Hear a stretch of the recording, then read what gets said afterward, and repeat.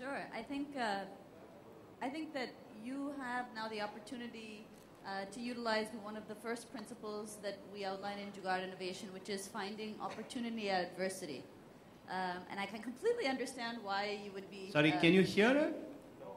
No? Oh. I think you need to hold it closer, yeah? Okay.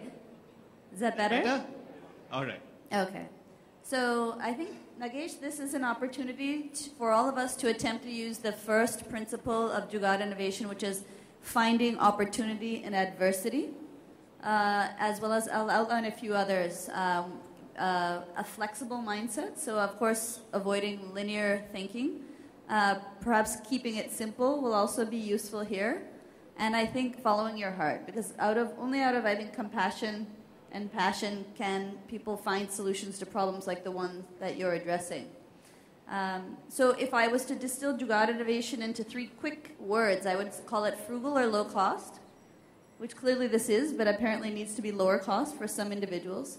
Flexible or improvisational in the approach to finding a solution, and inclusive. And inclusive really here means 2 things. It means including a greater, like a grassroots approach to innovation, so all of us working together to find a solution. And it also means including marginal communities, so giving access to those who might not typically have access.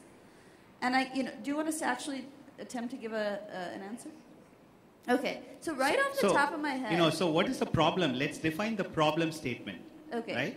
So I think Nagesh should define the problem statement.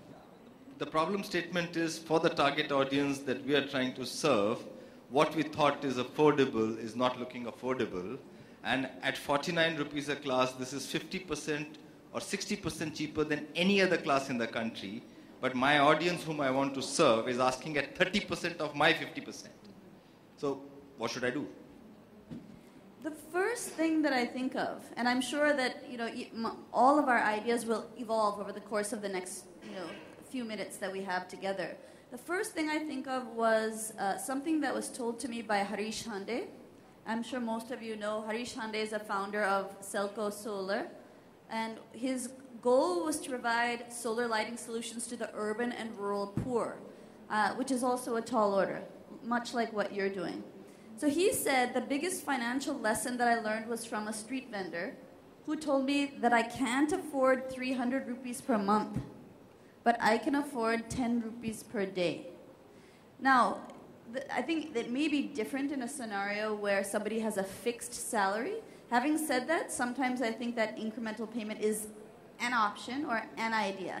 I think the challenge in these scenarios becomes who collects money on a daily basis, right? But that's just the first thought that came to my mind. I'm sure this panel will have many more ideas.